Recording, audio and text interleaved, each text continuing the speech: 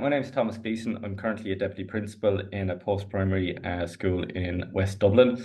And previously, I've worked with Junior Cycle for teachers, supporting the curriculum implementation of the framework for Junior Cycle. So this evening, I'm going to explore some research and some practical approaches that I've experienced around teacher identity and curriculum implementation. Okay, so um, I suppose one of the key things to kind of consider first is just where we've been, what's been going on. So just that kind of the last decade of change in terms of curriculum and curriculum reform.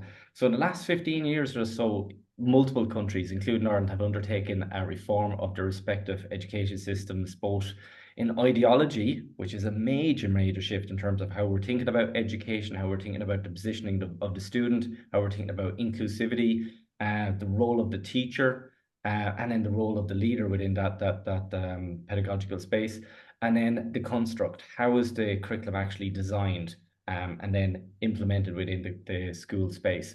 So between 2008 and 2014, OECD countries enacted 450 educational reforms. And if you think about even in Ireland alone now, since 2014, we've had the reform of junior cycle education. We've had multiple reviews of specifications within that. We're now in the review kind of reform of senior cycle education, and we're also in the reform and review of the primary education. So Ireland is doing major, major changes along with many other countries. So there's lots of different iterations to these policies and reforms, and they're really challenging ways school communities perceive themselves and their role in this policy implementation. And that's one of the key things. In contrast to the past, where it might have very much been a top-down approach, it's very much a top-down, bottom-up approach, where schools now are supposed to be very agentic in the development of curriculum, which is challenging teachers and leaders' understanding of what curriculum is. And I've witnessed that myself as a facilitator working with ACT in discussions of curriculum, but also as a senior leader in a school, driving teach and learn in terms of what our function is in terms of making manifest a curriculum that's within a curricular framework. So the fundamental change then is the role of school communities from those centres of transmission to being direct agents for the construct of the curriculum. And to a degree, this has created a paradox of being both empowering and disempowering. So with great power comes great responsibility. And to a degree, as we've seen from the junior cycle and we see from the NCCA UL review, that schools were kind of handed this curriculum. Yes, there was CPD support put in, and I was part of that team that was doing it. But then once they got it, they felt, okay, we can do an awful lot with this. But then to a degree, it also disempowered them because there was quite a bit of a nebulous nature to some of it. And then they still were trying to, I kind of, the analogy I have, it's nearly like they're on the treadmill running and not able to stop, but yet they have to change everything that they're doing while they're still running. And that's the nature of the schools themselves. So while these changes were coming in, schools were still trying to do everything with their students as normal. And as you can imagine, the plethora in terms of what you're expected to do with students is getting, vaster and vaster each year. The scholar Friedrich Hess attests that there's an imbalance between the focus and input on policy creation and the practical elements necessary for its implementation. So therefore, aspirational nature of a centralized policy is often at odds with the capacity of schools and neglects to take into consideration how a national curriculum is interpreted, especially in a system that places emphasis on the autonomy and flexibility of school to design the program specific to the context. So just a quote from the Junior Cycle Framework 215, it says it's designed to give schools greater flexibility to design programs that are suited to the needs of their junior cycle students and to the particular context of the school. Okay, so the level of implementation is currently being reviewed, as I just alluded to earlier, by the NCCA McGarrett et al. To 2023. But the initial findings in terms of teacher perspectives revealed that teachers' focus, and I can attest to this myself, is on the practical changes that directly affect them. So assessment modes. So what's happening in the State Examinations Commission space? How's that going to affect them with regards to what they have to do? And the rhetoric that I'd often hear is, well, I still need to get them through the exam. The learning outcomes is still proving quite a challenge. Although lots of support's been put in, I can see that, coming into a senior leadership role straight from the support services, that the learning outcomes still need to be made more explicit. And I suppose in contrast to other curricular reforms where maybe there was more explicit supports put in, definitely with junior cycle, it was guidance, um, and then the autonomy for teachers to kind of make sense of it themselves and make meaning and then develop. But one of the biggest things that I've witnessed now being on the coalface is time. It takes an awful lot of time for teachers to actually do this stuff, and they have multiple civilian plates at the same time to actually get it done. And I'll explore that a little bit further. So coinciding with junior cycle reform. Oh no. Lovely. So it's just recording again now. Okay. So just to pick up in terms of the kind of changes that are afoot within Irish education, there's been a real paradigm shift, nationally and internationally, among multiple jurisdictions with the focus on competencies in terms of curriculum design at the kind of the international and at the national level. And this can be seen in the work of Van den Eycker and the OECD 219. And there's a commonality in terms of the learning goals that prioritize knowledge, skills, and values that target newer knowledge areas related to 21st century challenges. So, in response to these challenges, the new senior cycle, which I think is a key factor, because the junior cycle, from a practical point of view, as a senior leader in a school, has landed. And as a facilitator of junior cycle, I could see it in multiple schools how it's been landed, but it's in very different ways. I can see that the senior cycle, depending on what guise it comes through in, will really have a key impact on whether we have a continuity of our curriculum within Ireland. Okay. And if we look at global citizen education or education for sustainable development, it seems to be a main driver of a lot of these frameworks, national frameworks and international kind of guidance from the OECD, that it's a response to these challenges. The new senior cycle is proposing participating in society as a key competency. And that's quite explicit as a key competency. But the key thing will be is whether this competency will be expressed primarily in the subject of politics society, which not every school does, or as a common interdisciplinary learning opportunity, which will cause then potential challenges. Because that is a key area that schools are struggling with. Because if we look there, in terms of the synergy between the subject and short course specifications within junior cycle framework, we've got our principles, our statements of learning, key skills to orientate the school-based curriculum design. And we can see to a degree that there is evidence there, and it's of that kind of name and hope model in terms of the skills-based curriculum. The skills are there, but a lot of the times there's confusion around these skills. And that's still after multiple years of input from the support services. So in terms of the enacted junior cycle framework to support global citizen education explicitly and education for sustainable development, we've had the specification in 2016, then a review, and then a new specification in 2021. And even after all of that, CSB is struggling to raise the profile because some teachers, some schools see it as a downgrade, because it's lost its subject status or its SEC accreditation status, and now it's on potentially timetabled 1 hour a week as a short course. So aside from the resources then created by worldwide global schools to identify common statements of learning and skills within and across each subject, to a large degree, despite the integrated design of the framework for junior cycle, subject learning remains quite balkanized, which can be evidenced in the lack of reference to interdisciplinary or cross-curricular learning in the junior cycle national project, McGarrett et al. From the UL. So we can see there that although it's written in, we do have that kind of name and hope scenario. The blueprint is there, but it hasn't been made manifest wholly nationally. In some schools, it definitely has. All right. So I'm going to pop along and just have a look with regards to curriculum and the nature of curriculum. And it's one thing, rather than getting into the theory behind curriculum, it's just a flag, definitely from my own experience at the moment as a senior leader. The conversations still need to be had with regards to curriculum. What does curriculum actually mean? What are different types of curriculum without getting too theoretical, but very practical? And then what does that mean for me as a teacher? So it's definitely going to inform how teachers see themselves as agents of the curriculum or makers of curriculum. in relation to a national curriculum framework that's actually designed externally, although they have opportunity to input into it in the kind of a developmental process. But to a degree, it's handed to them. And then it comes into a school context and they have to continue with it. The other key thing that is cropping up quite a lot with regards to curriculum making is time, but also capacity, you know, and the belief systems and the identities the teacher have in relation to their role within their specific school, their role with regards to being a subject specialist. So it really is still a live area that needs to be explored on a practical down to earth level with teachers in schools.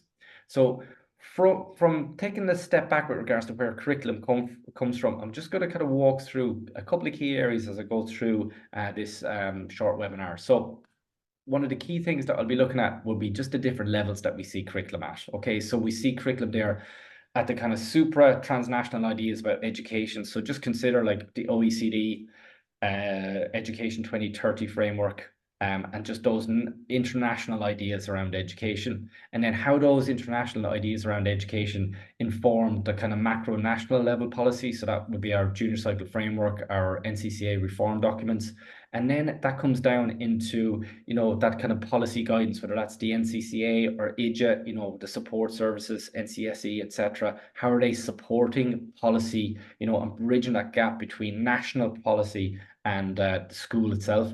And we're looking there with regards to that micro school level curricular practices. So when a school gets this, what do senior leaders have to do? What do middle leaders have to do? What do classroom teachers have to do? SNAs, everybody involved in that community. How do we switch this on and actually make it work within our school and actually interpret it correctly? And then that then key is the nano, which is the classroom interactions, because that's where the curriculum really comes alive. So I know from my own position, you know, it's great, you know, working with teachers on teaching and learning, but I have no control, nor I should, in relation to what happens in the classroom.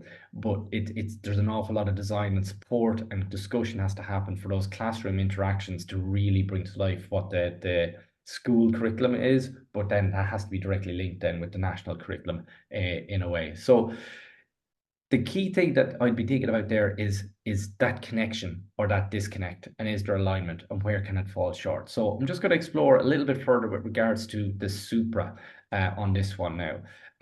So the going to have a look here with regards to the future of education and skills 2030. So this is a document released in 2018.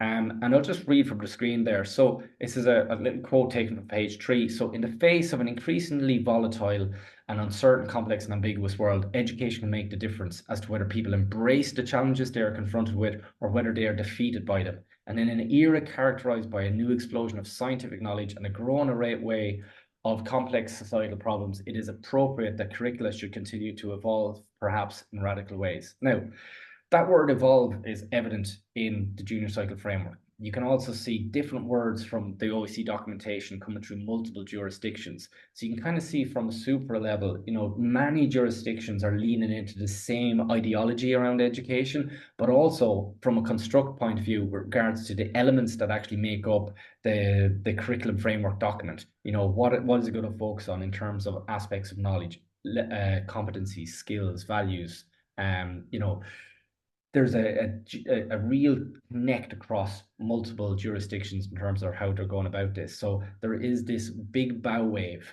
in terms of the changes that are happening, and they are actually quite similar. So there is opportunity to learn from different jurisdictions with regards to where they've gone, whether it be the curriculum for excellence in Scotland, or changes that have happened in Canada, or changes that have happened in Korea, parts of Asia. But I suppose the key thing for Ireland is we have to deal with our own context and make sure that we're still being quite forthright with regards to our critical intent regarding the efficacy of the curricular change. And that's where the kind of robust conversations with school leaders, teachers, people who are actually working in the space is really, really important. Okay, so in terms of the OECD input, the compass, which I'll show you now, is quite a useful piece, and it really kind of it leans into the work of Laura Lundy that we see all over our junior cycle framework. So you can kind of see how the Supra is informing directly into Ireland, you know. So it's very much looking with regards to student agency. So the most recent OECD initiative around competency has embraced the idea as part of a wider learning approach called the Learning Compass. So that's 219 we're looking at here. And the metaphor of the compass is adopted to kind of illustrate that the need for students to learn to navigate for themselves through unfamiliar contexts and find their direction in a meaningful and responsible way instead of simply receiving fixed instruction or direction from the teacher. So that is really changing and challenging the role of the student and the role of the teacher. And that then now is a concept, but that concept needs to become a construct. And for that construct to happen, there needs to be a real change, not only in the mindset and the ideology and identity of the teacher regarding the relationship with the student, but also their relationship with the learning space.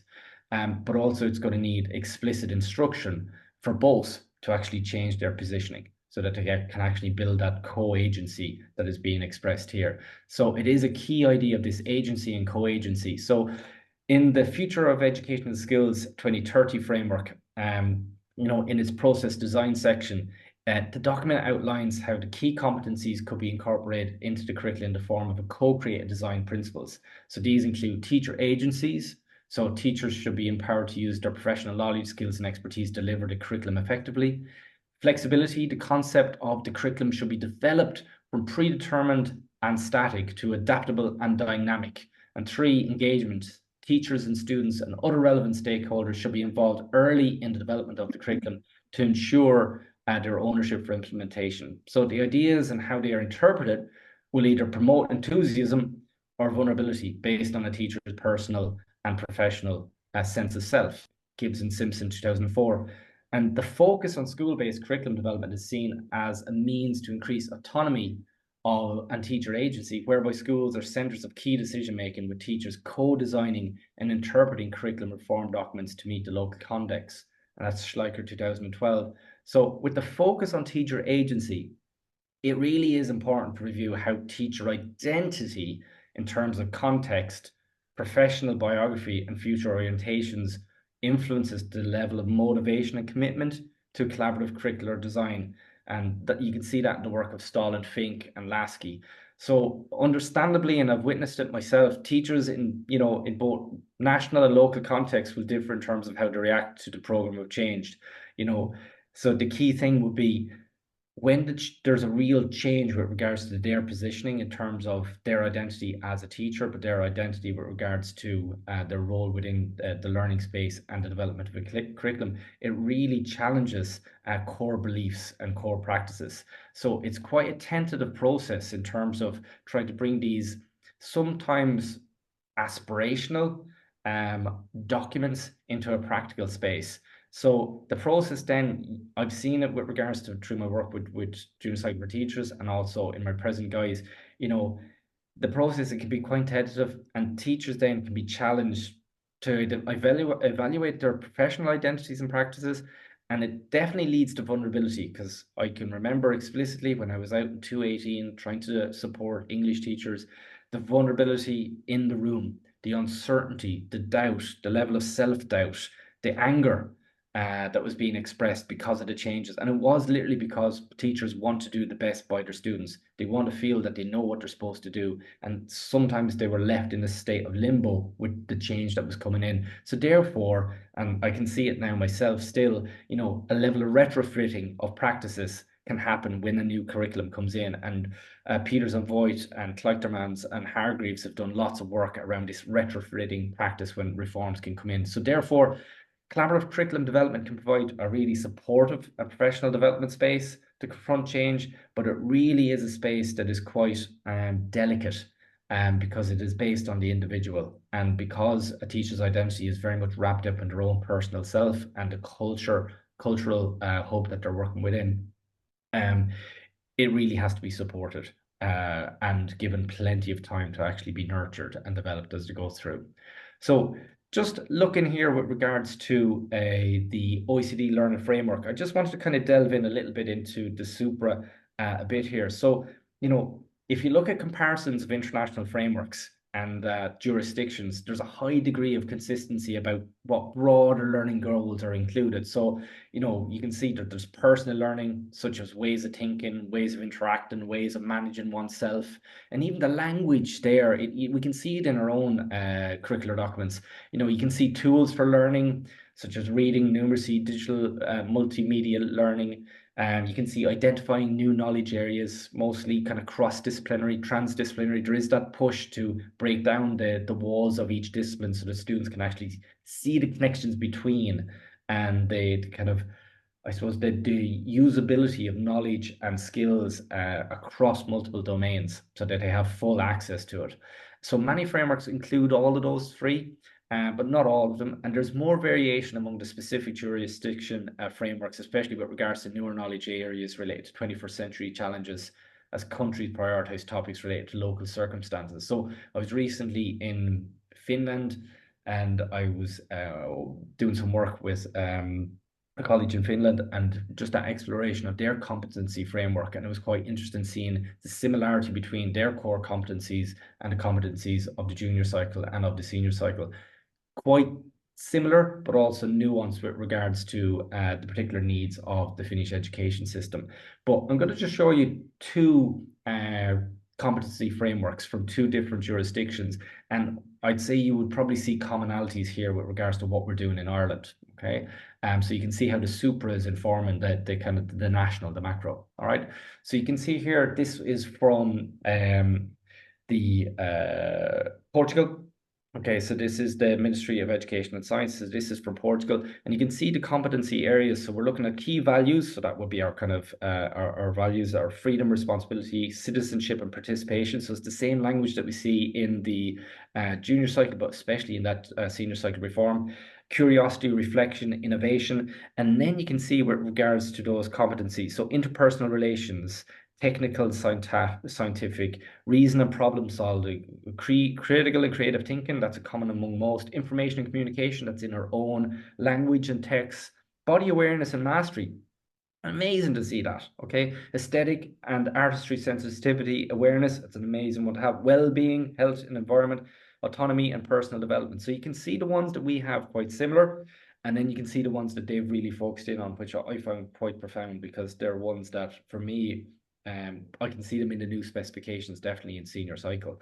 And then around the arc, you can see, learning, inclusion, stability, adaptability, audacity, coherence, flexibility, sustainability. And you can see that global citizen education, ESD, push that's coming centrally across the OECD, humanistic based and knowledge. Okay, so that's Portugal. So there's definite similarities there in terms of the comparisons between. All right, and I'm just going to show you one other one, and this is from Canada.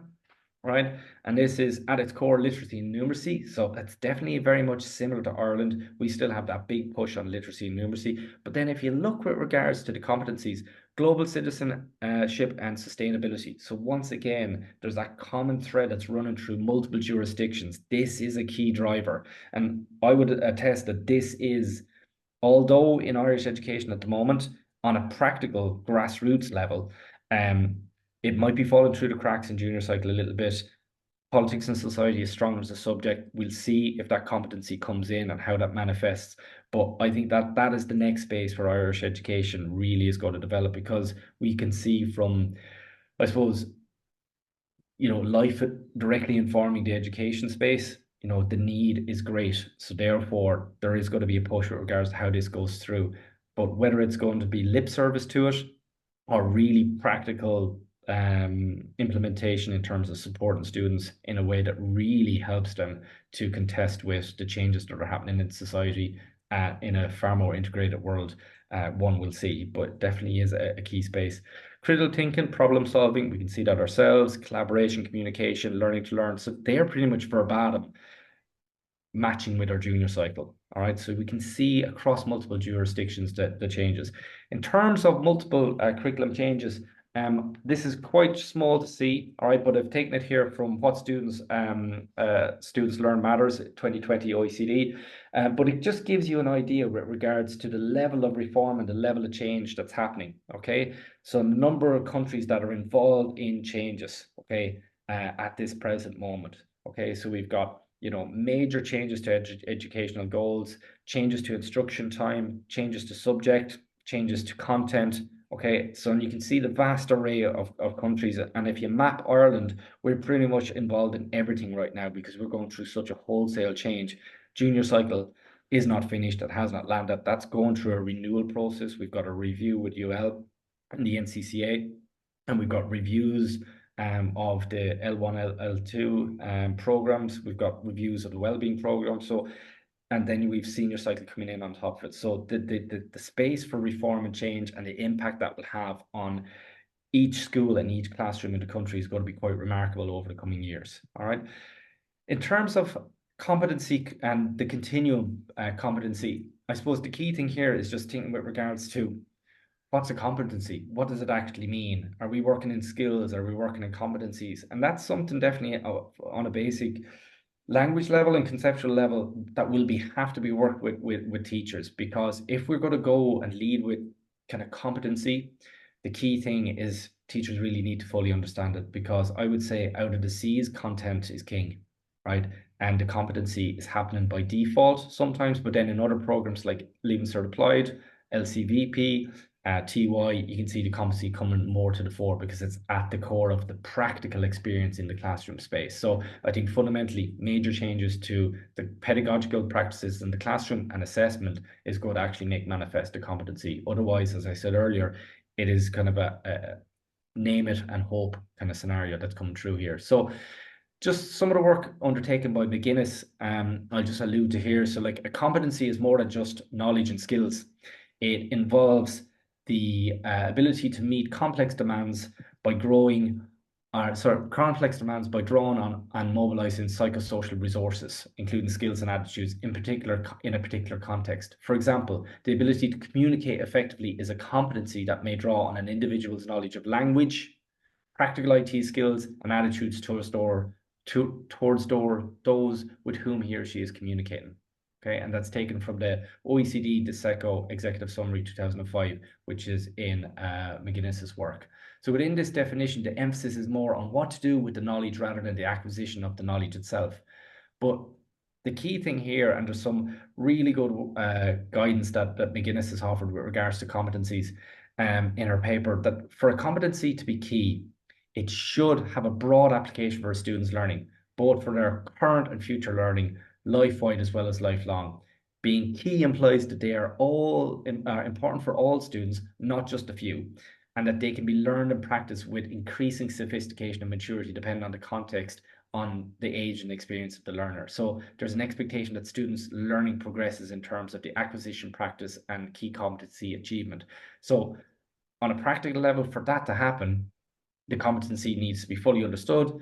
It needs to be made kind of practical and attainable and actionable in the classroom, but also it needs to be supported by the assessment models that are there. And the current assessment models, although they are changing, and even the SEC exam papers are constantly changing, and they are trying to meet the need, one would say that that is the big space, and we can see it in senior cycle with the move towards the 60-40, with 40% potential project for an awful lot of subjects, that will hopefully be where this is supported. But I do have my question marks about how it could be undertaken where the competency just gets lost altogether. Because if the points race stays as it is, I would say that there's going to be major challenges in the system. Okay. The key thing with regards to competencies, and we can see it here, if we look, this is our curriculum. And after being across over in Finland, they were discussing their system that was really, really cohesive. We can see that we've got the blueprint in place, but is it going to connect up together? So really, when we think about it, we've got our Ashler in there from 2009, key kind of competencies with regards to communication, well-being, exploring thinking, identity, belonging. And then we jump to junior cycle, and we've got creative, working with others, communication, being literate, managing myself, staying well, managing information, I think being numerate. And then we jump then back to the primary curriculum, which is changing, and we've got active citizenship, being well, digital learning, mathematical, communicator, being creative, being an active learner. And then these new competencies here that are in the draft 2023 for senior cycle: managing learning and self, cultivating well-being, participating in society, which is a new one that really stands out for me in terms of global citizen ed, working with others, communication, being creative, and thinking and solving problems. All right. So the key thing is it's great having the blueprint. It's magnificent that we have these kind of national policy documents, and these frameworks to work from. But it's how these are actually going to be made manifest, and how Asher will inform primary, primary inform junior, junior inform senior, so that you get that continuum of education for a child starting out in early years the whole way through to completion. So on paper, it's there, but bringing it to practice is always going to be the challenge. So just in terms of three key documents that I know you may have come across, that I have found extremely informative this year, as I kind of juggle everything. But definitely these three papers, I'm going to keep coming back to them more and more and more, because the more I delve into them, the more I want to find out. And especially the work of Carol McGuinness, phenomenal piece of work, implementing a key competency approach to curriculum, lessons learned from other jurisdictions. It's a treasure trove. The technical form, curriculum specifications, I'm really just dipping my toe in curriculum theory. So that really is a space for me to explore. So that's definitely a crucial one. And the key competencies for senior cycle, that was a practical one for now in my current job, because that really is what's informing me with regards to the design around teaching and learning. If I know what's coming down the track, I know that my current first years or my incoming first years next year are going to need me to have my house in order, knowing where they're going to be in 6 years' time. So I need a backwards plan to make sure that my junior cycle is really moving in the right direction, rather than just in name and hope, as I alluded to earlier. Okay. So in terms of this kind of movement towards competency, a key advantage, and it's in the Future of Education and Skills Education 2030 OECD 218, it states that the key advantage is broadening students' education via competencies approach is better, as it prepares students for the complex challenges of the modern world. And it really kind of focuses in with regards to the environmental situation, the challenges, the economic challenges, the technological challenges, the financial challenges, and then the social challenges. But I suppose the key thing there would be that these key competencies can be limited to a degree. And it's great putting them on paper, because competencies can become marginalized or invisible, in the face of teaching. And I've seen that myself. Content is king still, right? And the competencies are happening by default sometimes, depending on the program that's being run. TY, LCA, LCVP, an awful lot stronger. All right. So the key thing will be, how do we make these competencies switched on? How do we make them interact with each other, that they don't end up falling into silos? And the key thing is that the teacher's beliefs is a crucial thing, because this really focuses on what should be prioritized in student learning. The teachers design their lessons, they design their units of learning. They're the kind of developing their learning for the students based on what they think is the highest priority. Okay. And then do they have the time then to actually work with their colleagues to have that critical discussion, to actually develop these new ideas, change what they have been doing, and then actually maybe usurp the old ideologies to bring forth new concepts. And the key thing there is time and support for teachers to do this, which I've seen myself from the cold face isn't available that often to actually do it. Although when had my JCT hat on, I would have espoused professional time continually. So it's interesting seeing the difference now. So in terms of the national curriculum, just to kind of have a look with regards to policy and practice. So, I'm a bit of tongue in cheek here to a degree with regards to the national curriculum and just do it. But curriculum reform really does challenge teachers' relationships, both externally and internally. And it really necessitates an evaluation of existing relationships, and then the forging of new ones. And that's relationships with themselves, with their subject, with their colleagues, with their students. So fundamentally, curriculum change is not this kind of mechanistic thing. So here's the framework, there's the specification, off you go.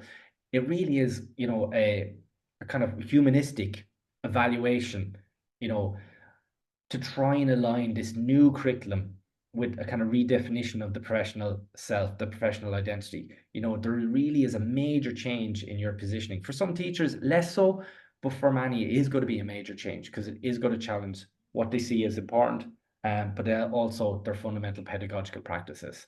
And then it's very context specific. It's very different being in a small desk school to a large 1,000 because 1,000 pupil school in a disadvantaged area, but not with Daesh, to then a more, exclusive school in a different part of the country. So that also has a major factor to play. So in terms of policy to practice, I suppose I've just flagged these already. Okay. Key thing, Asher primary junior cycle curriculum. These are the documents, the national frameworks that we get.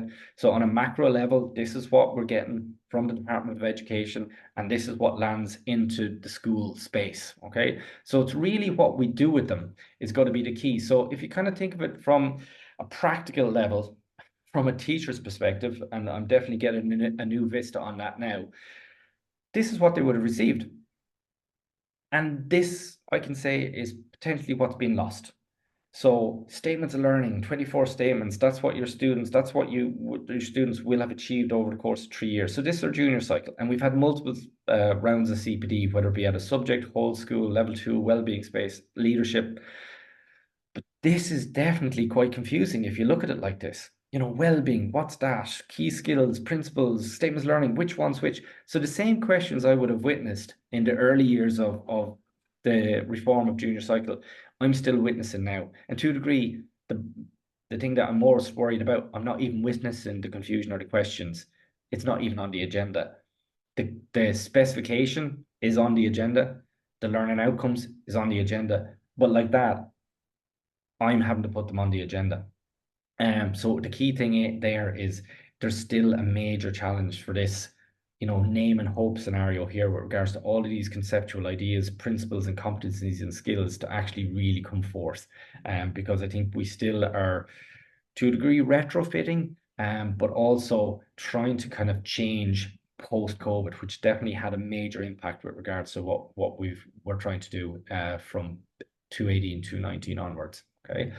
If we see the junior cycle curriculum in its kind of glory, it's really most teachers are focused in on that subject-based level 2 programs, short courses, and other experiences. So the curriculum is being switched on, but I suppose the principles, statements, learning, key skills, that is kind of sitting dormant, and everything in blue is kind of leading, and then assessment and reporting. So the conceptual piece is still not understood after this amount of time. And I suppose from the UL research that's going on, the early report that came out there also echoed the same kind of expression. An awful lot of the kind of conceptual piece still hasn't landed, and people are driving on with their focus on what's the assessment, CBAs, well-being is taking up some too much time. But yet they are seeing the positives in the change of the agency for teachers and co-agency with students and development student voice and the level of inclusion. So there are positives coming out of it, but still from perspective going forward, if we're going to open up the curriculum on a competency level, major changes still are afoot. And that's where I would hope with senior cycle, the fact that we've got changes in there, learning outcomes based, knowledge, skills, values, dispositions, and we've got changes to assessment space. I did a piece with my colleagues here in the school around this. We have ag science, we have computer science, we have art, we have economics, and we're able to explore the needs of the students when they get into the senior cycle space to undertake these specifications, and therefore what needs to be designed back into the practical space so that we can construct our curriculum within the school that can actually achieve the learning outcomes, knowledge, values, and skills, but also support students in the dual mode of assessment that is evident in these specifications. So I think that will be the starting point, and eventually can we start treading interdisciplinary competencies and making connections? That will be a further body of work, but I would assume that it's a little bit down the line on that one. Okay, so in terms of the micro challenges, and that's really in the kind of school context, through my own personal experience as a teacher in Ireland and via my role working with schools as a JCT facilitator, three major impediments are apparent. So one is the capacity and experience of collaboration and curriculum development. So we didn't have to do this before. We didn't have to collaborate. And that doesn't mean collegially just share each other's resources. It means critically get into the trenches with each other and make meaning. And that is a challenge in space on a personal level for any human being to do, okay? Because there has to be a culture and a safe space to do it, but also the time to do it and the skills to do it. And also curriculum development, as alluded to earlier, understanding what curriculum is and isn't is a major factor. The other thing is whether teachers identified with the aims and rationale of the macro curriculum. So do they believe in it? Or is it like, here we go, this hogwash? So that belief, that understanding, that rationale, the why is crucial because it's going to inform the how and the what. All right. And then the third area there is change the subject disciplines. Okay. So with a focus on knowledge, values, understanding, and skills expressed via learning outcomes, with a dual assessment landscape, okay, there's a change there with regards to potential teacher moderation on an ongoing basis, using multiple modes of assessment, and then the external state examinations, which used to be the lighthouse that everybody got drawn towards, right? So there's a real paradigm shift in terms of the position of teachers, classroom pedagogy, school planning especially, and as internal CPD, and the development and the purpose and role of education in Ireland. So according to the Department of Education and Skills and the National Council for Curriculum and Assessment, a fundamental catalyst for successful implementation of a new curriculum is teacher collaboration. Now, I would say that that's once again easier said than done. I can see that definitely it is. It's there within our layoffs framework. It is my role as a senior leader to support collaboration, but time is a crucial factor, capacity is a crucial factor, willingness is a crucial factor, and personal identity with yourself as a teacher is a crucial factor in terms of collaboration. So if you see across a couple of different jurisdictions, the same language coming through, all right? So you've got common to many educational policies, irrespective of country of origin, is the flexibility of the curriculum to meet the needs of the local context and the reorientation of teachers as change agents undertaking the role of curriculum developers, despite the pre-existing culture of a kind of a top-down approach to curriculum implementation. So everything has changed around us to a degree, and we've been given nearly like Spider-Man, great power and great responsibility, but it's kind of happened quite quickly because teachers were still trying to, and senior leaders were still trying to just maintain schools. Schools did stop and shut down for us to catch up with this thing so that we could all upskill. We were still working while trying to do this. So I think this is still a major space that we're going to need for junior cycle, for senior cycle over the forthcoming years to actually make curriculum that matters in our schools. And Priestley and Biesta have done lots of work in this space, and I'm leaning into that really when I allude to it.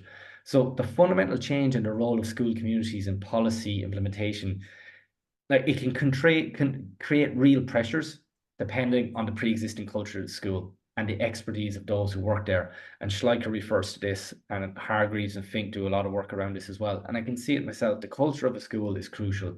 Some schools, when this happened, and we've changed this to curriculum and a move towards knowledge, value, skills, is opening up into kind of agency and this co-construction between a negotiated learning space between the student and the teacher. It was like putting your feet into slippers. It was easy. For other schools, it was a polar opposite to what they'd been doing before. So a centralized reform policy, unfortunately, is often at odds with the idiosyncratic nature of the schools and their inherent capacity. So that negates then how the curriculum will be interpreted and enacted. And Fulham and Stone and Fink do a lot of work in relation to this. And in terms of interpretation, it is really, we get a blueprint, we read the blueprint, but we and our identity and our beliefs and our capacity and our understanding will transform what is on that page and make meaning from it that is meaningful to ourselves. And then we will bring that to the classroom and make it manifest so that students can engage with it. And even in those 2 or 3 steps of interpretation, there can be major discrepancies between what was the intended curriculum to be implemented and then the enacted one. So just on a visual perspective, this is how I sometimes see it, okay? And Wiggins and McTeague do a lot of work in terms of the intended curriculum and alignment, etc. So one could envisage whether it be the supra OECD-led kind of visions of education, which then get manifest into national macro kind of frameworks with regards to curriculum, that it could be this beautiful edifice altogether. Now, the enacted curriculum, when it comes into schools, can often look like this. All right. So it's fine. It's still a house. it has the same job, it has the same functions, but there's an awful lot of elements missed. So when I think of the junior cycle curriculum and what I've witnessed out on the road, in schools, and now as a school leader, this is what I see. It's functioning, it's grand, it's doing the job, but yet there's elements there that got lost in translation for whatever reason, whether it be contextual, and multiple things have kind of kiboshed the intended curriculum to the enacted curriculum. But I think there's always going to be a loss, and there has to be a loss, because to a degree, there's a regeneration or a redesign of a curriculum once you receive something. You're going to make meaning from it and bring in your own capacity, your own identity, and your colleagues' culture to this space, and marry that with the context. You're going to make something new of it. But I suppose when I think of global citizen education and core competencies, I can see that that's where they can be seen as additional elements, to the house, and they can get lost. While I'd see them as core foundations. And so going forward, that would be definitely something that I'm going to be interested in looking at with regards to what gets lost in translation as we go forward. So from a curriculum implementation point of view, I suppose, as I alluded to, it is by its very nature an act of translation. Okay, it creates an implementation gap no matter what, always between the intended and enacted curriculum. Because to a degree, from my own experience, even when you look at the frameworks, when you look at the specifications, even people who, like myself, were out on the road trying to deliver and support, plenty of critical head scratching arguments to make meaning of what was there. So we had that opportunity when it goes straight live into a school, and it's make meaning, then very much so things can get lost in translation and new things can come forth from them. And sometimes new things come forth that weren't intended, but actually are kind of better. So the breadth of this gap is dependent on the context, the reform agenda, and the teacher professional identity, the organizational culture, and the CPD supports to coincide with the development of reform. And we can see from the work of the review going on with regards to the NCCA and UL, that phased implementation, there was an issue there. And I witnessed this myself, where you're out trying to support English teachers and 75%, 80% of the rest of the staff are like, this has nothing got to do with me. We're not having any changes to ours. We're cracking on as normal. So it was very hard to get a whole cultural shift happening within the school when you still had this kind of a dual reality in existence. All right. So considering the cultural dimension and its influence on how teachers perceive themselves and education, the curriculum itself will be interpreted by the cultural and ideological norms pre-exist in it, leading to an alignment, vulnerability, or which I've witnessed in myself, an absolute disdain in terms of its concepts and construct. And Nozaki and Apple 2002 refer to this in detail. Drew et al. 2015 assert that even where there is prescribed curriculum content, and this is something that teachers have requested from me as a facilitator, also as a senior leader, could you just give me the units? Could you just give me the lessons? Just give me the stuff, right, that I need to go in and deliver. Even when it's just prescribed, curriculum will be modified to match the setting and individual capacity, and that's okay too, but it just depends on the level of the gap between the two. So effective curriculum reform implementation is a balancing act, really, as too much top-down intervention undermines and affronts teachers' professionalism. They don't like to be talked down to be told what to do, and I wouldn't myself, because I have my own professional agency and I want to express that. While too much autonomy, which I have seen as well from my own work with the support services, too much autonomy in a bottom-up approach can lead to stasis, frustration, ambiguity. Oh, this is too much. I can't figure this out. This is going to take too much effort. I need to get just ready for tomorrow. And we'll put that aside and we'll just crack on as we did. And Schleicher 218, Full and Hargreaves, they all have lots of work with regards to this kind of the frustrations that happen in this reform space. So in terms of that's the kind of curriculum needs, right? There really needs to be this kind of grafting from, the new curriculum to what pre-exists. And the grafting necessitates teachers really connecting ideologically. And I think that's the space that sometimes gets lost with the new curriculum, using their expertise to translate it then into practice. Because often we go straight for the what. Okay, what's changed? What's missing? What topics not in that was in the other syllabus that's now in this specification. What do I have to do now? Rather than, okay, from an ideological perspective, what is this trying to do to education, to learning, to student development, to culture, to my own self, the human element of it?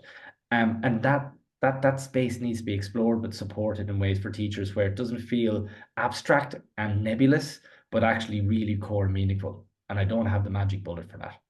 So essentially, as Full in 2007 attests, in order to achieve a successful educational change, its underlying philosophy has to be fully understood by all. To understand the philosophy of new curriculum reform, we first need to evaluate our own inherent ideologies, and that's a space that needs to be opened up and discussed. But like that, the space for that to happen is going to be key. Um, so O'Sullivan et al. 2008 identified 3 ways in which teachers responded to curriculum change. And I've witnessed this myself just at the coalface.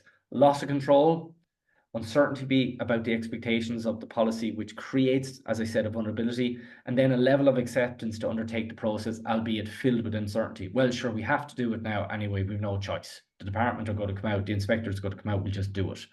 But that's going to make the change happen, but not in the way potentially it has the scope to do. So in the face of curriculum reform, teachers have a tendency, and being a teacher myself, to focus on the acquisition of the resources and materials. So what do I need to get to do this, to undertake it, okay, the new curriculum or the syllabus?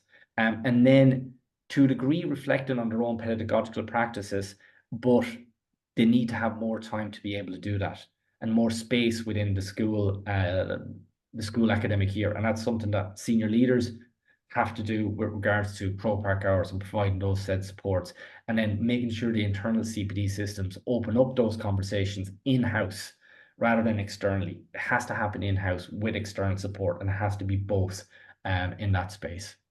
Okay, so in terms of the UL report, and I'll reference it here, just to kind of pull from it directly, page 9, curriculum change is complex and multifaceted in achieving a deep change. And it's that deep change that I alluded to earlier, rather than the surface changes.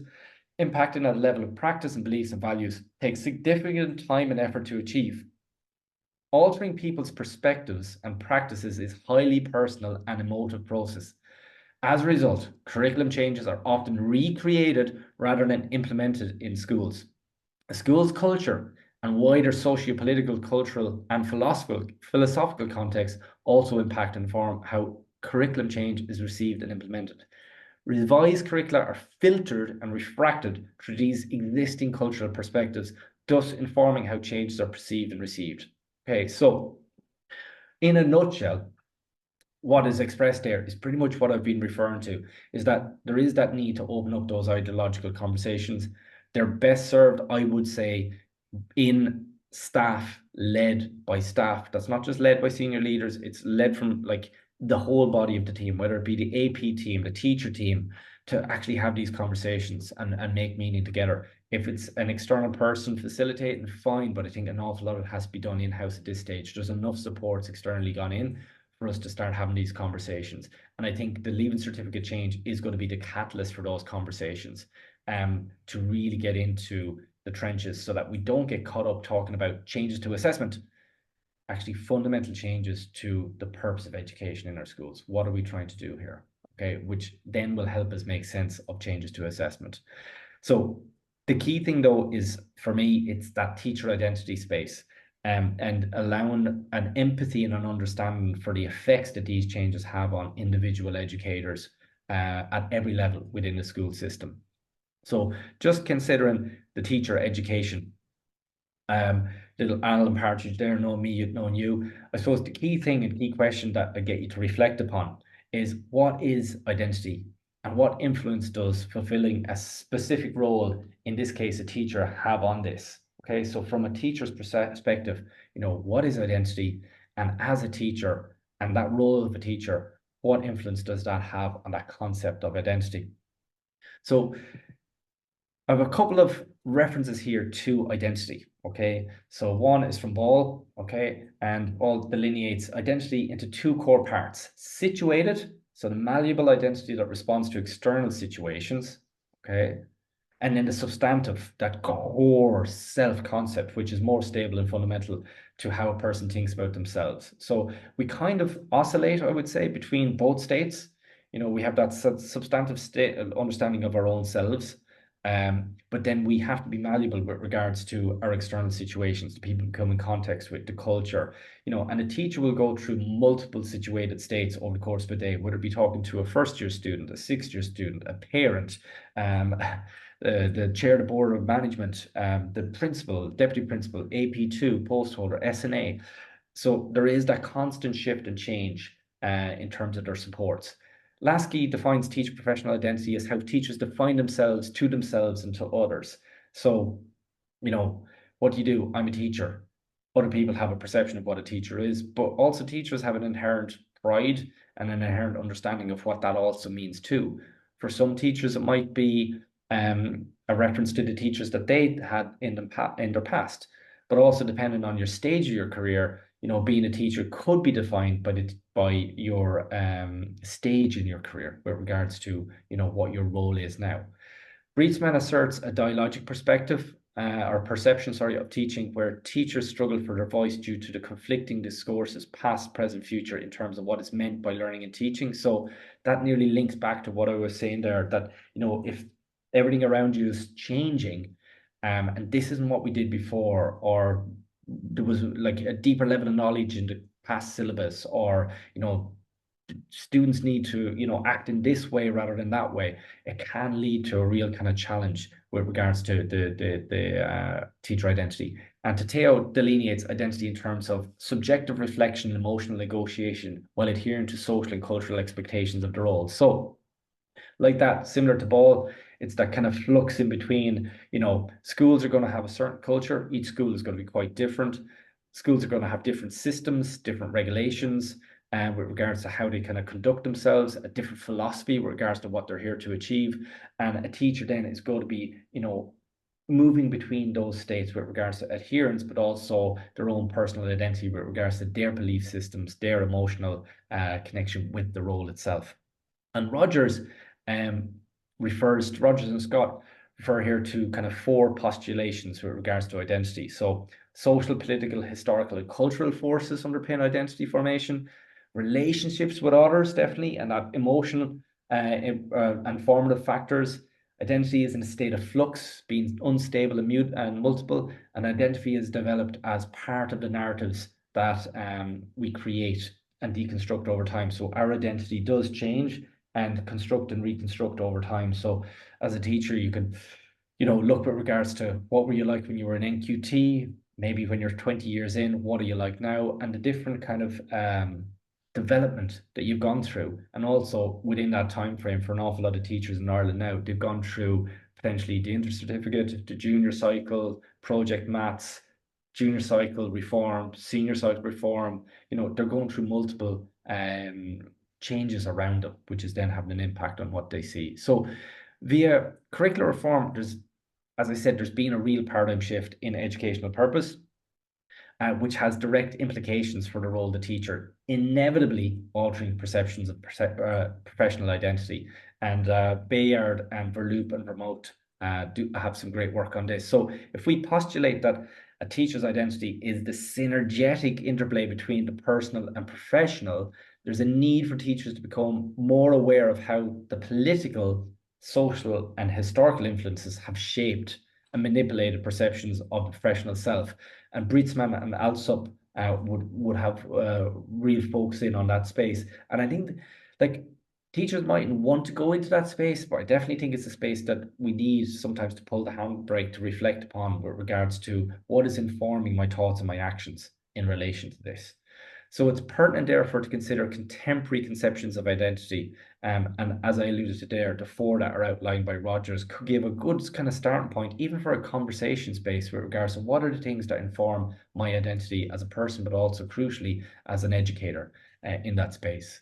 So in terms of stability or volatility, I'm just looking here with regards to our positioning in education and teacher identity. And Breetzman 1998 asserts a kind of dialogic perception of teaching where teachers struggle further voice due to conflicting discourses, past, present, and future, in terms of what is meant by learning and teaching. And Ball delineates identity into two core parts, as I said, the situated and the substantive. So therefore, teacher identity is in a constant state of interpretation, reinterpretation, depending on the context, leading to a range of sub-identities. And Bayard et al. And Clark and Hollingsworth have done plenty of work in this space. And um, these identities, whether that be how teachers interact with parents, senior leadership, or junior class, can become volatile and unstable when external pressures such as school inspections or curriculum change exert new demands. So therefore, we could consider identity as being relational and not a fixed attribute, existing as an interpretive process of self-reflection and recognition dependent on context. So when you think of the scale of reforms that I've just kind of gone through in many jurisdictions, contemporary teachers, just think of the teachers you had in the past, contemporary teachers are not provided with the assurance of stability like their predecessors, whereby the profession has changed multiple times in the last 20 years in contrast to the past. Okay. And as Bourdieu refers to, he refers to this thing called the habitus, this kind of very little change in the past. There's that level of stability, but now there's major change. So contemporary teachers are required to mobilize a complex range of occasional identities in response to shifting context. And these shifting expectations in the form of the macro systematic changes that are referred to and the transferal of responsibility, where they are now these direct agents, directly shapes their experience in the micro space, in the school space, which sometimes renders them kind of powerless, or I've also witnessed extremely empowered by this reform agenda to actually make great changes in their school. So one could assert that all occupations exist in a flux, and that the professional role one undertakes is just a garment to be adorned or removed or as required. But teaching and the professional identity of the teacher is woven with emotional threads, I would say, whereby that professional self and personal self are intertwined in the context and in the relationships and experience in that said place. So it's really crucial that the focus is put on that with regards to the supports that we have for teachers and the guides for teachers, but also enabling teachers to enter that space and explore that personally, but also collectively. There's two key identities that we know that teachers traverse, and that's that classroom teacher and the persona who interacts with the peers and the parents. Okay, and Hargreaves, similar to Zemblas, 2005, explores the level of conformity expected of teachers, with Hargreaves mapping the nuances of this experience via emotional geography, he calls it, the relationships that we have within a school community and how the culture of those relationships mold the teacher's emotional self. And Zemblas, 2005, encourages teachers to become aware of the contextual discourses that have defined their perspectives, which in turn, if undertaken in collaboration with others, provokes an opportunity for critical awareness and new opportunities for development. However, the means through which teachers can identify how they are being appropriated to assume certain identities and how to construct identities definitely needs further research. And it also proffers the conundrum of what self is the maker. And Rogers and Scott, 2008, and Day et al., 2006, would explore this. So really, there is that space there that, the exploration of identity in the research often focuses on early teacher education, but I think the focus needs to be on, the current established teachers within schools who are, in this shifting sand space, moving from one curricular space, one set of ideological concepts towards education to this new paradigm. And how do they navigate that change for themselves personally and professionally as they go forth? To a degree, it is looking with regards to perception, and I'm conscious of time, but considering teacher identity, it's a matter of where within the professional array of possibilities a particular person is located. So how are you seeing things? How are you perceiving things? And there really is, like Fullan and Hargreaves refer to three stages of career development. The first 3 years, 3 to 22 years, and 22 years onwards, with each stage really defined by the level of enthusiasm for new learning, the type of CPD provision, and the level of guild knowledge and expertise. So teacher agency predominates change research, and Emmenbauer and Misch discussed how our past influences our future aspirations, and the present level of engagement affects teacher agency. So really, there's a crucial piece there with regards to the stage of your career, the culture in which you are experiencing learning and education as a teacher, which then will inform how you see yourself and how you see the change process. So it can lead, as I said, to these key areas, and the Loises matrix really kind of support this. When we see major changes with regards to curriculum or really anything, you can kind of go from teachers find themselves in a space of kind of stasis, or confirmation, the nodding dog syndrome, right? Or else they're really in a kind of a high kind of challenge space where they'll retreat from it or they kind of run from it. And the key thing that we need them to be in is this kind of high challenge. Yes, this is a new ideology, but it's building on the past. There's connections with your core capacity. You can identify with this, and then we'll have the support in, not just from external facilitators, but internally in this community of practice, we'll develop that support. But that will take time for schools to do that in different schools or in different places to be able to support this space. So in terms of identity and culture, I'm just going to allude to it just slightly. Time is getting away from me. So social interactions and organizational culture impact directly on teacher identity and learning, as I said. And teacher professional identity is not only constructed from the pedagogical and emotional aspects of teaching and their professional selves, but the interaction with other teachers and the institutional culture that underpins the daily experience. So definitely the research is going to be very much informed by the cultures of the schools and exploring that culture and what makes what aspects of that culture are supporting teacher identity, and teachers then to explore their own selves and support each other in an open and transparent way to engage with change and then make that change manifest itself. In terms of identity and collaboration, I suppose it is the panacea. It is seen as this key buzzword, collaboration. It's identified as the key competency in major curriculum reform documents and for the workplace requirements where innovation and learning are co-constructed via open sharing of ideas and expertise. However, for collaboration to truly happen, that co-labor, it does need, that understanding of self, that connection with others, and that kind of real focus on meaning making, not just resource sharing, which sometimes we can see in the research, but also in the practical space with regards to educational reform. So in terms of the practicalities, the majority of the research in this area of education identifies that has to be purposeful, trust orientated, and developmental rather than an unfocused social interaction. So really it is about getting into the practical space whereby teachers can be supported to actually develop these new concepts, but then actually turn them into practical actions. And that's where senior leadership, middle leadership are really important in this space. So for this level of meaningful interaction and reflection to be undertaken, adequate time and regular meetings are required to establish a collective vision, goals and strategies, and sustain the design process. Now that's easier said than done. There's only so many Croke Park hours in the year. The structures that we have in schools can actually negate against it, where we don't have, I suppose, established departments with regards to a head of department, etc. So sometimes it's very hard to kind of develop that coherency within the school structure itself. But definitely there is a look there with regards to the practical functions of a school to support teachers in this space. Okay, I'm going to just flag this and then kind of bounce forward. This is from the UL report, the longitudinal study.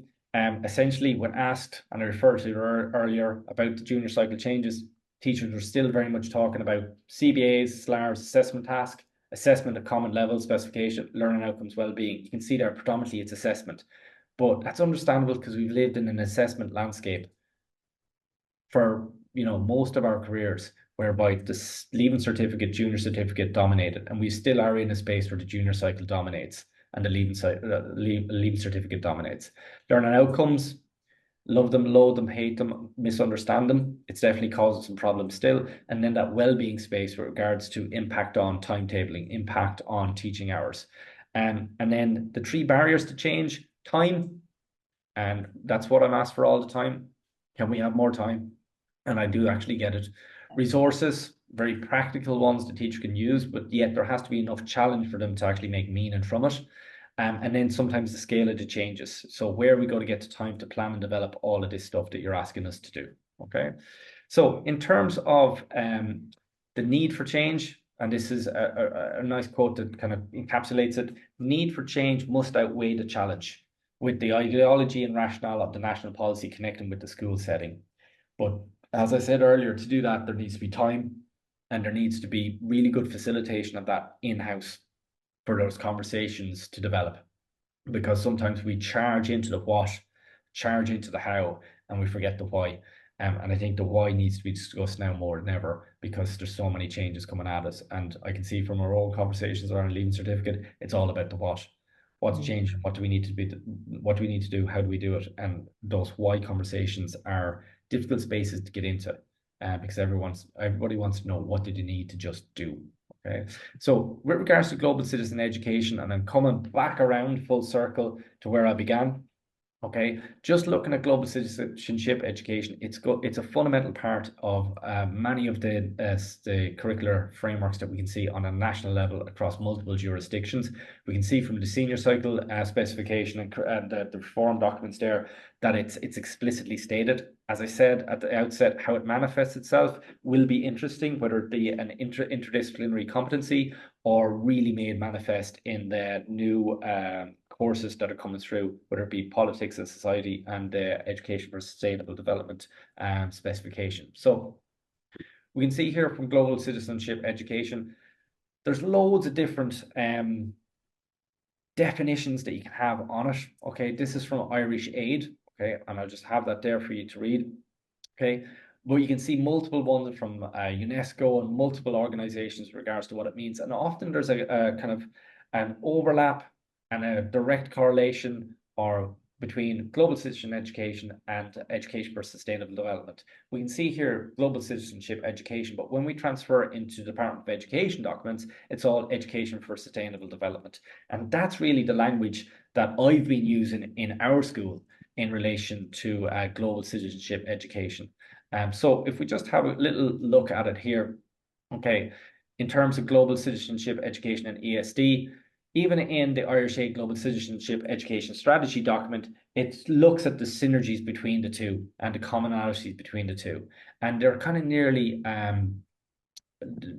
each of them can be used equally with regards to, from an educational point of view, because we're looking with regards to topics such as human rights, environmental sustainability, climate change, so it's that environmental, it's that social, it's that cultural dimension that we're looking at all the time, which when we lean it back is actually informing multiple of the competency frameworks across multiple jurisdictions. So that's why I definitely attest that this is the driving force now, and I think it'll become an awful lot more important, but whether it actually is made manifest in the lived curriculum in schools is going to be another matter down the track. The second national strategy in education sustainable development, ESD 2030, the real focus there, SDG 4, that quality education. You can see there with regards to 4.7 looks at sustainable development and global citizenship. And then it's expressed then here in our SDG 4 with regards to all learners acquire the skills and knowledge to promote sustainable development. And it basically opens up that key global indicator framework for the SDGs.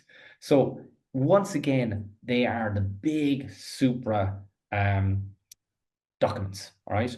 And then we've got them converted then into the kind of macro national documents. So we have our ESD 2030, our school sector climate action mandate, and then we can see it then here turning into a toolkit for schools. So I suppose the key thing for me is how can we bring those big conceptual pieces into a practical thing? The toolkit for schools, one of my colleagues is working with that to actually do an audit of the school, which then will inform our policy, which then will inform our practices.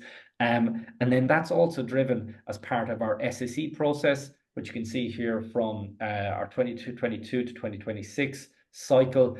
ESD is in there as an optional strategy, but it's not really optional because I can definitely see that this is going to be a crucial part once we come through into the 2025-26 onward window. This is only going to become more important as we go through.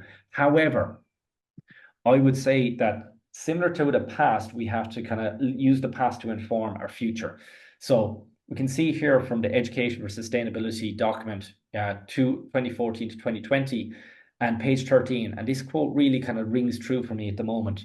The integration of ESD into the curriculum is more difficult at post-primary level due to the siloization, which is a great word, of subject areas, different teachers teaching different subjects, and a focus on state examinations, in particular the CAO points race at senior cycle. That hasn't changed. And that is going to be a key place where change is going to happen. Where can we break down those silos into a more integrated trans or interdisciplinary space where the competency is kind of navigating its way across multiple subject areas in a meaningful and explicit manner rather than a tacit manner, and where these state examinations and the CO points race and the assessment structures actually are still obviously going to be important, but do not dominate the landscape in its own right. So bringing it back into a junior cycle space, just having a look there with regards to CSP, I alluded to it earlier on, two key reforms. Gone in from into a short course space in 2016, then we had a review into 2021. Main priority around the review was, clarity around learning outcomes, but also certain learning outcomes within that 5-year window were missing from the original 2016 and had to be included because of societal change and also because it was being informed by the supra curriculum frameworks from the OECD and other jurisdictions, and we had to comply and actually introduced new learning outcomes into that short course space. So it is a changing domain, because it is trying to respond to a changing world around us. However, I would say with regards to the short course, and we can see it here with regards to what it's trying to do on paper, once again, it is trying to hit the key areas with regards to students developing this critical mindset, understanding, creation. It's nearly the competencies of a full national curriculum framework made really explicit within the specification. And then even there, the aim, you could use that nearly as a key principle in forming a full national curriculum in terms of enabling young people to participate, active citizens in a contemporary society. But like with that, that needs discussion, exploration by teachers to actually make meaning in that space, to actually then bring it to full fruition. So in terms of the curriculum itself, I'm not going to go through it, but I will just kind of finish with this. All right. So life at the coalface. Okay. And this is the classroom space. And that's where I'm just getting into just the global citizenship CSP curriculum, because that's what we have to work with in this space at the moment, because we actually have a couple of years of practice under our belt in here. And as someone who's worked in the CSP space as a teacher, but also as a facilitator, these are some of the things that you can see coming through. Although you have those big aims and rationale and kind of learning outcomes, and it's a beautiful specification, the feedback received over the last 3 years as a facilitator have all been informed by practicalities, the what, the what, the what. CBAs, how do I do it? What do I need to do? Give me plans. Can we have units? Can we have resources? And this is completely understandable because CSPE is going to be a third choice option for the majority of teachers in the school. And the other key factor is multiple CSP departments in schools are made up of teachers who might just get it on their timetable on an annual level. And there might be a consistent department there to actually come to work in it. And when it comes to subject department meetings, it's rarely an option in schools because teachers will have 2 other core subjects. So at the moment, it is in a vulnerable space with a beautiful design.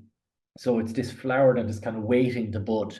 But I would say that when we kind of go into the future and we consider the changes that are going to come afoot in senior cycle, I would anticipate that this opening up of competencies, this drive for global citizen education is going to put more pressure on schools and teachers.